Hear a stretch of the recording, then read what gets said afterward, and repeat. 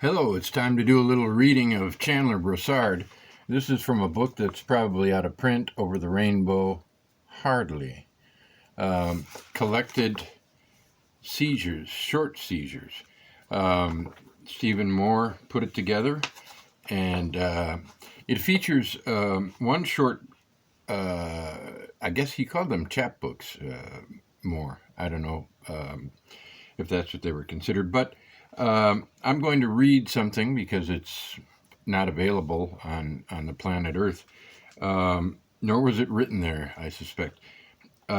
From Closing the Gap, I think 7 or 8 short pieces on gravediggers and so on. How many are there? 8, 9, 10. 10th one is very short. I'll read it in its entirety. 10. Covering one's tracks. It's never too early to begin. All right. I thought when I saw Den Mothers, it took me back to my Cub Scout days, and thought, I'm going to read that on YouTube, BookTube. So here we are. I'm Rick Harsh, and you are a reader who listens now and then. This is Chandler Brossard's 5th chapter of Closing the Gap, and it goes like this. Den mothers are making a comeback. Just yesterday, 2 were spotted loping along the timberline. Another was seen hanging around a playground. Understandably, boys with old-fashioned needs will take heart from this. Boys with tender feet. Boys who have been cold-shouldered by modern practices, whose fathers have felt along their blurred edges and said, I wish you were made of sterner stuff. None of us can afford to forget how many of our boys simply vanished for good when it came time for them to prove their mettle. I think that's a reference to Vietnam. Before we put an end to that barbarous demand, that public display, before we put an end to that barbarous demand, that public display. Or is it? I'm not sure. Anyway, is Dame Nature telling us it is time to reopen all the dens we so furiously padlocked? Must we bid adieu to incantations and bend our talents to recantations? We must say that we lost our head. This will permit us to save our face. To be sure, some heads will roll. But that's okay, for this will happen without anyone's having really to face up to anything. Seamless preparations must be made for those who will wish to face the music without losing face. Inevitably, two-faced types will try to hog the stage. Dead mothers must not be encouraged to tell their side of the story. Keep that under your hat, we will say to them. Save it for another time, we should add. One would suppose they will take up where they left off. But they may not. Common sense tells us not to look too closely at the kind of deal they seal with the new boys. No two ways about it. We should certainly not countenance the disseminating of cards saying, your den or mine. You'll be the death of me yet, a mere lad heard his mother say on more than one occasion. The first time he thought it was a snatch from an old song. The next time he said to himself, she must know something I don't know. Is she reading my mind, or is she reading my mail?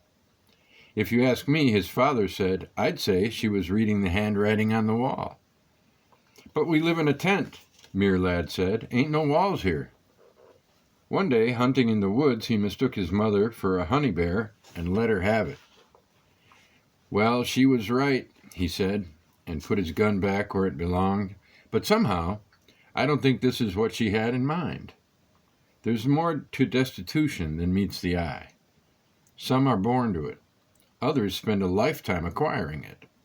All the money in the world won't buy it. Community leaders have tried for years to have it classified among the 7 lively arts. Success finally seems within their reach. Entrepreneurs of poverty frequently have tried to palm it off as destitution, in much the same way that mayors try to pass off potholes as pot luck. People who are chafing at the limitations of their roles as penniless beggars and shiftless skunks demand a shot at destitution. I'm ready for it, they claim. I'm next in line for it.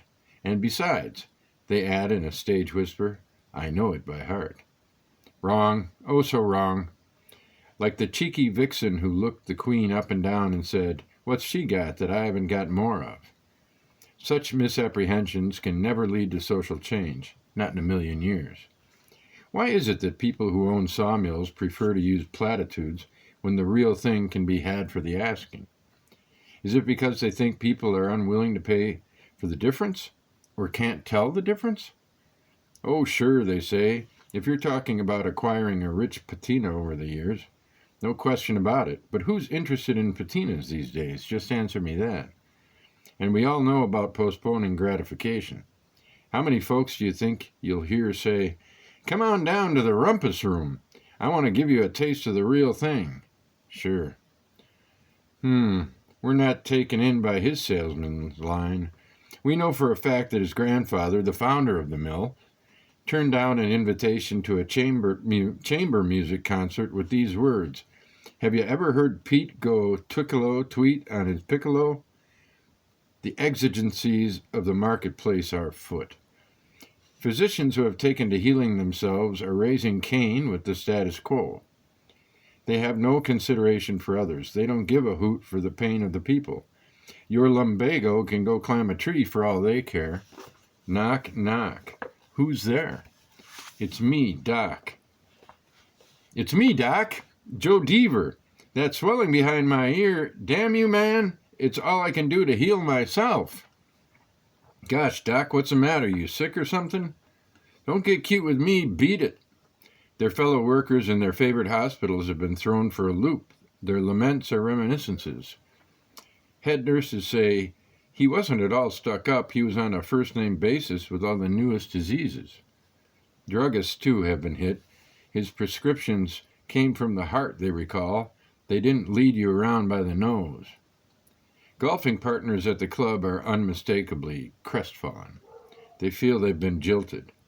They say, how else can you explain those untoward silences at the 19th hole?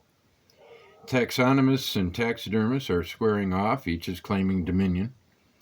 He's ours, say the tax boys. This is a family matter. We'll handle this in our own way. Oh no, say the taxi chaps.